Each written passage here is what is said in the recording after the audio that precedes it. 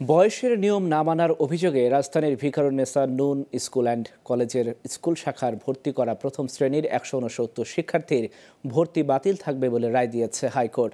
মঙ্গলবার দুটি রিটে জারি করা রুলের উপর চূড়ান্ত শুনানি শেষে বিচারপতি JBM হাসান ও বিচারপতি রাজিক আল জলিলের হাইকোর্ট বেঞ্চ এই রায় দেন। আদালতে ভিকারুননিসা নূন স্কুল অ্যান্ড কলেজের অধ্যক্ষের পক্ষে আইনজীবী মোহাম্মদ রাফিউল ইসলাম ও রিট আবেদনকারী দুজন অভিভাবকের পক্ষে শুনানিতে ছিলেন আইনজীবী শামীম সর্দার।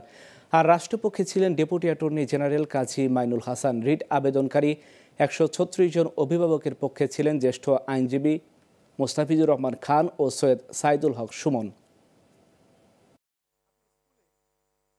যে এই ১৬৯ জন ছাত্রী বা তাদের গার্ডিয়ানের পক্ষ থেকে যদি কোনো দুর্নীতি জালিয়াতি না থেকে থাকে, আর এইটা যে যদি তাদের দোষ একমাত্র তারাই যদি দোষী হয়ে না থাকে, তাইলে এই ছাত্রীগুলা জীবনের প্রথম ২ মাস ক্লাস করার পর এদের একটা কলঙ্ক লেগে গেল। কারণ এই ১৬৯ জন বাচ্চা কিন্তু লটারির মাধ্যমে আসছে, কারো সুপারিশে আসে নাই, এবং তারা কোথাও দেখাইতে পারেন নাই যে এই লটারিতে কোনো দুর্নীতি ছিল।